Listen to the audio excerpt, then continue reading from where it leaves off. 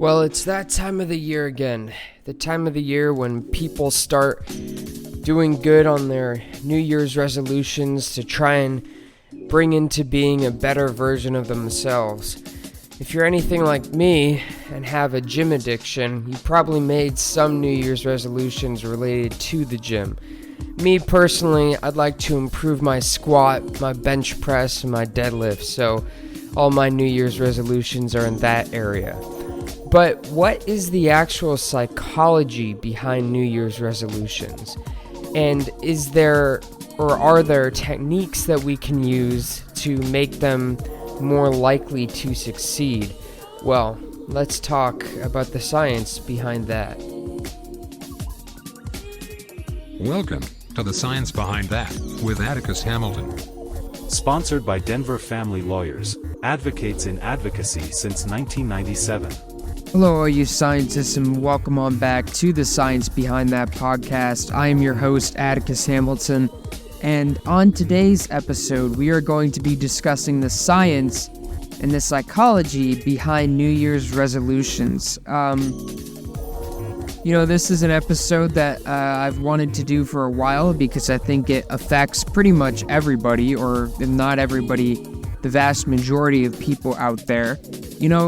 New Year's resolutions are something that I personally have had a little bit of experience with, and they're kind of an interesting area of psychology. But before we jump into that episode, I'd like to invite all of you to go grab yourselves a nice steaming hot cup of coffee, add a little bit of maple syrup to it, and we will jump right into today's episode. So when we talk about the psychology of New Year's resolutions, there's actually a lot of interesting different principles that are going on in the background, and of course the data itself is pretty interesting. So there's a study that I'm looking at right now called the Resolution Solution, Longitudinal Examination of New Year's change attempts, and this was published in the Journal of Substance Abuse, and it's from a long time ago, 1988 to 1989, but I think the statistics that are observed in that study still generally ring true today. So in the study, they took 200 New Year's resolutioners and looked at them basically over a 2-year period in order to more fully understand basically what's going on in their New Year's resolutions. And they found that 77% of the New Year's resolutioners they looked at maintained their pledges. In this case, it was sobriety for a week, but only 19% did that for 2 years. And when we look at, the most current data here, we see a very similar story. Around between 36 and 40% of New Year's resolutioners maintain their resolutions for the first 6 months or so.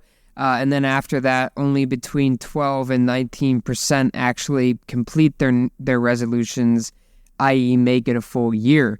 And it's actually kind of interesting. It's very interesting statistics, but why is that? Why is it that these New Year's resolutions fail? Well, to understand that, we have to think of these New Year's resolutions in terms of goals, because that's basically what they are. They're generally short-term goals that people make, and a lot of the times, not all the time, but a lot of the times, these short-term goals, they are, based on something about ourselves that we want to change. Our physical appearance, we want to lose weight, we want to get, shredded, we want to increase our body weight squats, but sometimes you also see other resolutions like, I want to get a better job, I want to get into a better college, etc. And with a lot of people, the statistics show that not a lot of people, the vast majority of people, in fact, don't really spend a lot of time in thinking about why they are setting these goals for themselves. They just set the goal. right? So instead of thinking, well, why do you want to get shredded? They just think, I want to get shredded. And then when asked why, the vast majority of people, when asked these questions, would respond in something like, well, I want to look better for my boyfriend or my girlfriend, or I want to be more attractive to people. I want to fit in more. And subconsciously, I think that social media and Instagram and a general desire to fit in has a big role to play in that. But when we're talking about the psychology behind New Year's resolutions, it's important to understand the psychology behind why they don't work. If we go back to this study here, 77% were going strong after the first week, right? Now, what happened to that, first group that fell off after the first week? I couldn't tell you. There's a lot of possible explanations for that there. Especially when you're talking about this particular study, which was looking at substance abuse. Alcohol is a very strong drug, and it's something that is very hard to get over the addiction with. And so when you're talking about New Year's resolutions that end in I want to drink less, or I don't want to drink anymore, or I want to give up sugar, these are very addictive substances, and so you're trying to break the addiction pathway in the brain, which is very difficult to do, and the worst of the withdrawal symptoms will be within the first 3 weeks of cutting out whatever substance that is. But when we look at the reasons why other types of New Year's resolutions fail, as in I want to get shredded, I want to lose 10 pounds, I want to do this or that physically, a lot of the times these New Year's resolutions fail because we tend to focus on the thing we want first, as opposed to, and we spend more time on thinking about the thing that we want as opposed to the why and the how we're going to get there. Let me explain this a little bit. A lot of people, when they say, let's say your New Year's resolution was you wanted to get shredded, right? Let's say you're a total beginner to the fitness sphere, but you're, 35 years old and you're like, well, I've never been shredded before, but I've seen all these pictures on Instagram of jacked dudes. I want to be like that. And then you say, why? A lot of the times people, when they're asked these questions of why do they want to physically change themselves, it'll be, I want to look more attractive to, the opposite sex. I want to look more attractive to my boyfriend or girlfriend. I want to feel better about myself. And a lot of times, these explanations of why you're doing something are a little too simple. And so it's really easy then for people to sort of fall off this track of getting better and changing themselves down the line when it becomes difficult, especially if your why do you want to do it and your how are you going to do it aren't that developed. Now, this leads us into something that are called SMART goals, and I know, I heard the cringe all the way over here because it's a lot of times, it's just a big corporate marketing scheme, SMART goals. But a New Year's resolution is basically a SMART goal. And at least a successful New Year's resolution should be in the form of a SMART goal, more or less. And we're going to get into that here in a minute. Because what are SMART goals? SMART goals is an acronym. S is specific, measurable, achievable, relevant, time-based goals. When you set a New Year's resolution, generally it's already time-based, right? It's over the next year. And generally it is specific, as in I want to get shredded or I want to get jacked. But it's the measurable, achievable, and the relevant aspects of it that are missing from a lot of people's goals. Now, why are these important? Because the brain likes shortcuts. And I'm going to take a shortcut right here and talk about brain shortcuts before we finish talking about how to actually set good New Year's resolutions for yourself and, New Year's resolutions that you will stick to. But first, shortcuts. So I don't know about you guys, but I'm a big hunter. I love hunting. I love fishing. And of course, all of our ancestors loved hunting and fishing as well. And when we look at biology, most things in biology and most behaviors that animals do are on a cost-benefit analysis of energy and energy expenditure versus energy storage versus potential energy reward, right? So our brains are no different. And, our brains, we learn things and we problem solve using various things, one of them being heuristics. Now, what is a heuristic? Basically, a heuristic is a shortcut in problem solving that makes problem solving easier under certain situations. And the reason for this, the reason why the brain loves to take shortcuts as much as water loves to run downhill, gets down to evolutionary biology. And let me explain this. So if I'm out hunting, I live in New England currently, and so let's say I go to my favorite hunting spot in Massachusetts, right? And I'm walking through the woods down a path, and I'm presented with two routes. First route branches off to my left, and in the distance, I can see a beautiful stag.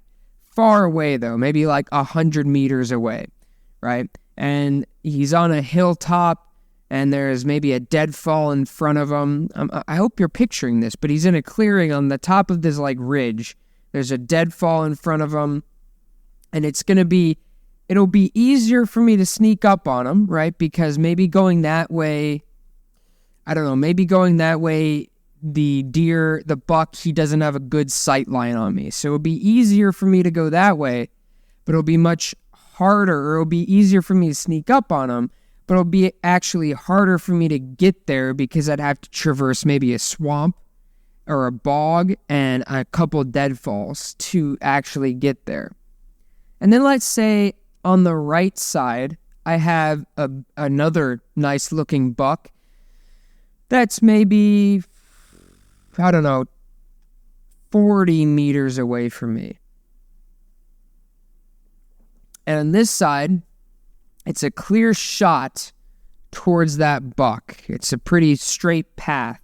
The wind is still blowing in the same direction, so I don't have to worry about that. But it's generally a straight path towards that buck. And I only have to maybe walk up an extra, 20 meters, right? If he's standing at 40 meters.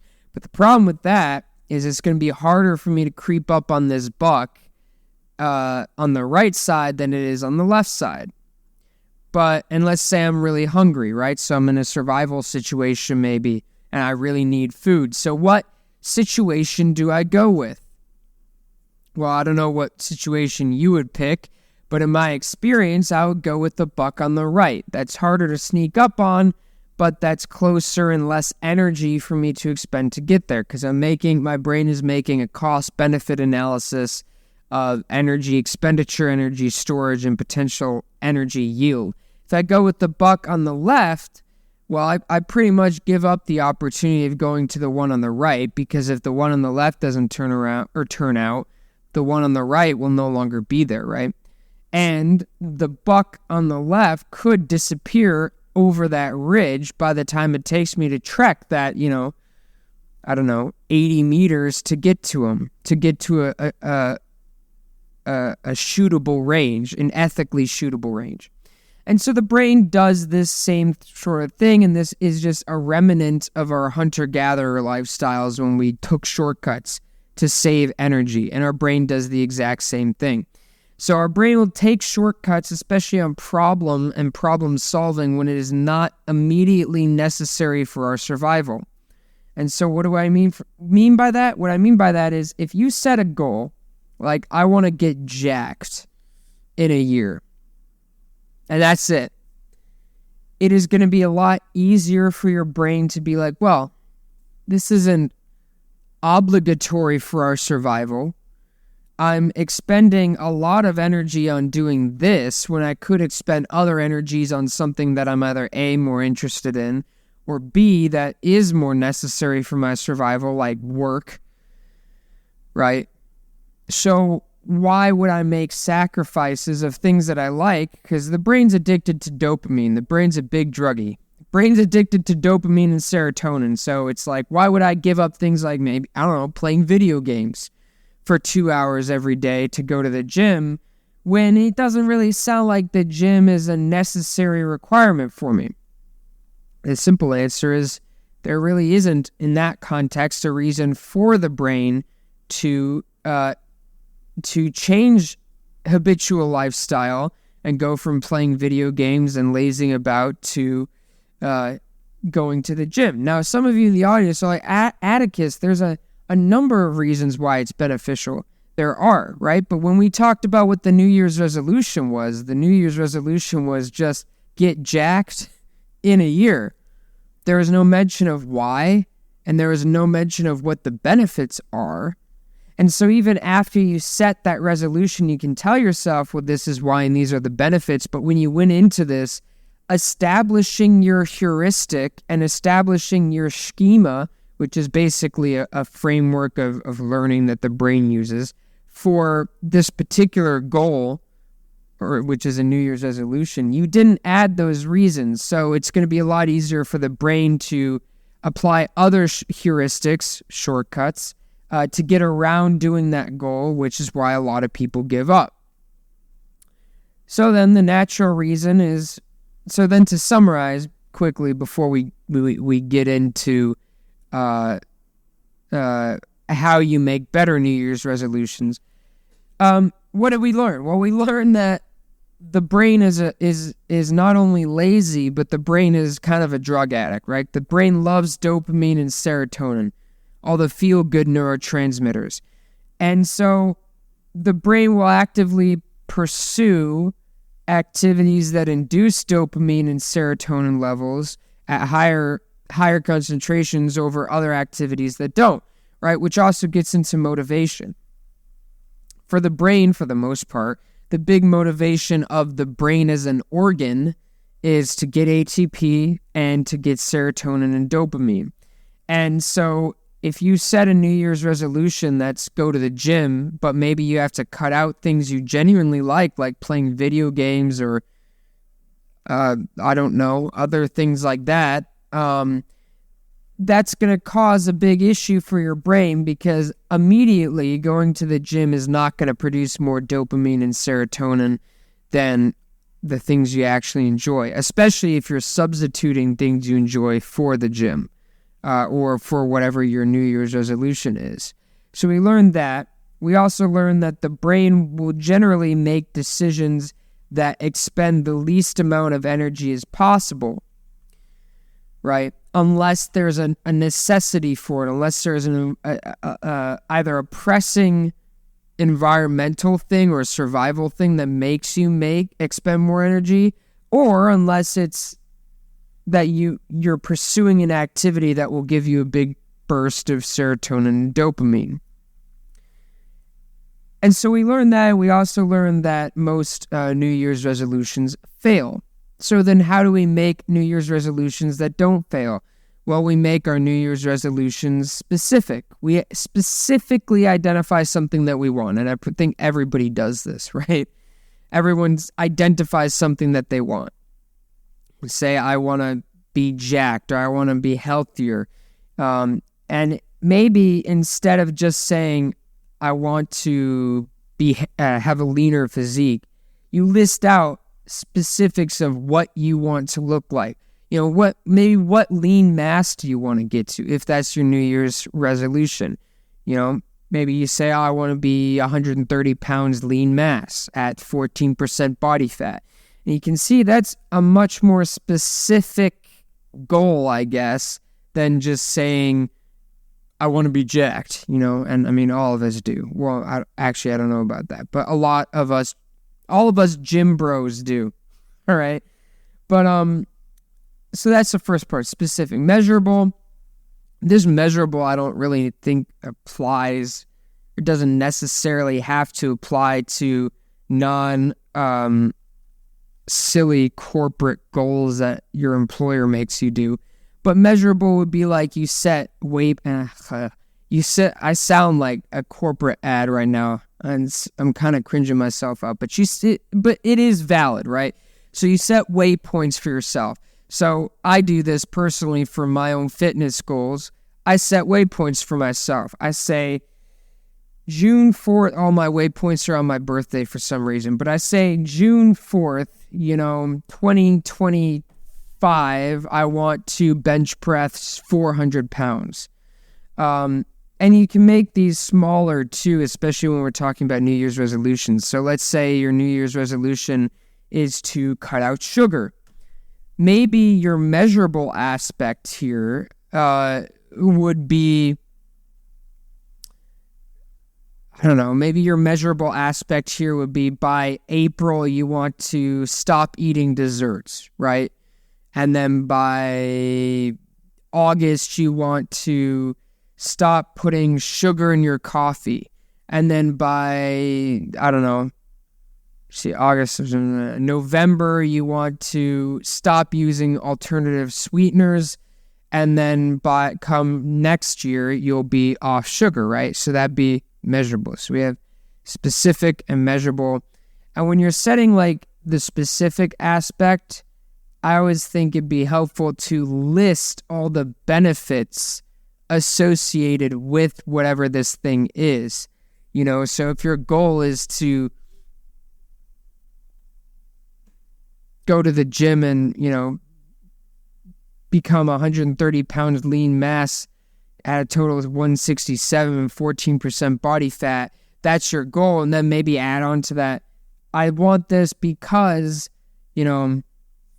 lower visceral fat index indicates much better health, much less fat than is dissolving into the bloodstream, which reduces risk of atherosclerosis, etc. I mean, we're all scientists here on this podcast, so setting and describing very descriptive New Year's resolutions, especially as it pertains to medicine and science and health, I don't think would be difficult for any of us.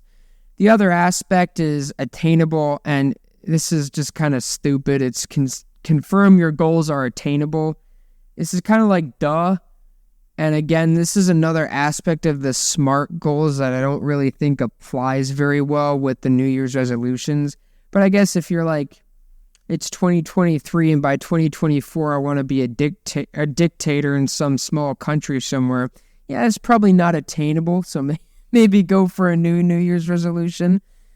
And then relevance, again, it's kind of like this one doesn't really apply in the instance of setting successful New Year's resolutions, successful life goals, because it's kind of like everything can be relevant to somebody in some way or another. So I guess maybe the relevant would be the explanation of why you want this thing in the first place. And then time-based just says, how long do you want your time to be on this? So all in all, I think that's what we learned today. What we learned today is that the brain takes shortcuts. That goes back to our evolutionary biology. And it's these shortcuts a lot of the times that cause people to fail at their New Year's resolutions, unless it's like giving up something like an addictive substance like alcohol or sugar or nicotine, then it gets into breaking addiction pathways, which is another episode entirely.